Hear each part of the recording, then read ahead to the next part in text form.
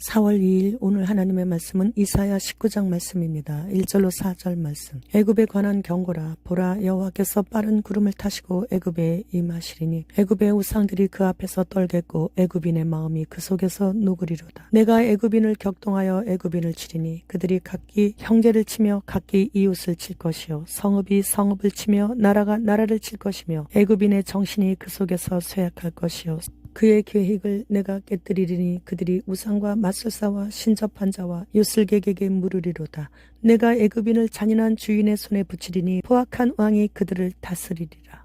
주만군의 여호와의 말씀이니라. 본장에서 이사야는 선민 이스라엘을 둘러싼 열강들의 운명에 관한 예언을 하는데 특히 히브리 민족에게 가장 큰 영향력을 행사하던 애굽의 쇠퇴 가정을 언급하고 있습니다. 이사야의 이 예언이 선포되던 때는 이집트가 내란과 폭정, 기근 등으로 혼란되고 불안정한 상황이었습니다. 이스라엘은 이런 상황의 이집트를 그래도 바라보면서 현재 아수르의 위협으로부터 어려운 상황에 처한 자신들을 보호해 주지 않을까 하고 의지하고 있었어요. 그러나 이사야 선지자는 여호와께서 애굽에 임하신다는 경고를 하고 있죠. 여호와를 모르고 우상을 섬기는 애굽의 신이 임하는 것이 아니라 여호와께서 임하신다는 것 그 자체가 재앙인 것이에요. 이집트의 심판이 구체적으로 임하게 된다는 거죠. 하나님의 심판은 외부로부터도 오게 하시기도 하지만 주로 내부에서 악한 지도자들을 세우셔서 괴롭게 하시거나 자연재해 등을 통해 심판하심을 우린 역사를 통해 그리고 현재 전 세계 상황을 통해 일하심을 봅니다.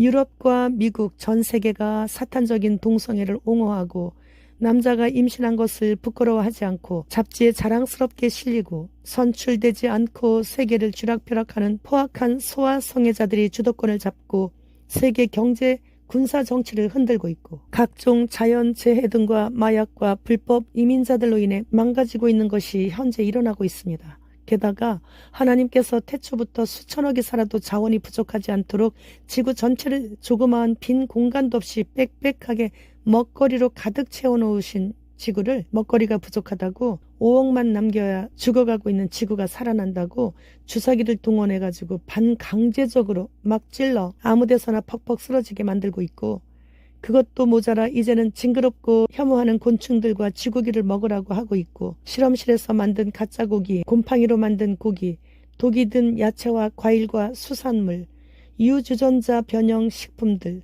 하늘의 태양까지 가리울 정도의 독이 가득 들어있는 캠트레이를 밤낮으로 뿌려대고 있고 수돗물에 불소가 든 독을 타서 물도 맘 놓고 마시지 못하게 하고 있어서 현재 우리는 하나님이 보호하사 하루하루 겨우 버티고 살 수 있게 된 것이죠. 하나님께서 빠른 구름을 타시고 애굽에 임하셨던 것처럼 우리에게도 지금 현재 빠르게 임하시고 계시는 거예요. 3절 말씀에서 애굽인의 정신이 그 속에서 쇠약하게 된다고 하신 것은 그들의 영이 파괴된다는 것인데 영이 파괴되면 모든 것이 다 파괴를 당하게 되죠. 그러므로 영이 파괴되면 멸망당할 언행만을 하게 되는 거예요. 그래서 자신의 주위의 사람들까지 다 피폐하게 만들고 마는 거죠. 오늘 본장의 1절로 4절 말씀의 경고가 현재 이 땅에서 애굽보다 강도가 더 세게 임하고 있는 것을 볼 수 있어야 합니다. 강아지는 주인이 오는 소리가 들리면 일단 문 쪽을 향해 오직 주인님의 발자국 소리에만 집중하고 꼬리를 흔들 만반의 준비를 하고 앉아 있어요. 이제 일생일대 계기 일식의 그날이 옵니다.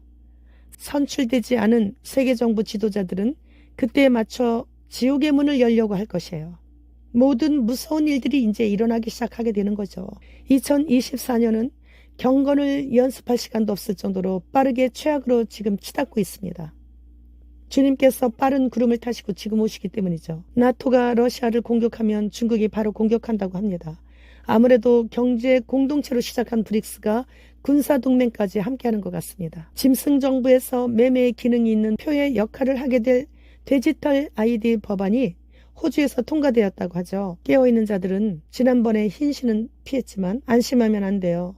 두 번째 판다맥이 또 시작하게 되기 때문이죠. 아브라함 협정 기념 주화에 주사기가 2개 그려져 있잖아요. 그리고 뒷면에는 흰신의 아버지의 얼굴이 새겨져 있어요. 슈압의 후계자 하라리는 이제 인간은 해킹 가능한 동물이 되었다라고 말했습니다. 무슨 뜻일까요? 흰신 때문이에요. 수십 년 후에나 일어날 것으로 내다봤던 인공지능이 내년부터는 인간의 지능보다 월등하게 높을 것이라고 미래학자가 발표를 했습니다. 인간의 지능을 능가하게 된다면 지능 낮은 인간을 지능 높은 AI가 지배하게 되죠. 그렇게 되면 하나님의 창조 질서는 무너지게 되는 거죠. 그러므로 인해서 사탄이 빙의한 적그리스도의 말하는 우상에게 인간들이 절하는 날이 초임박했다는 것이 확실한 거죠.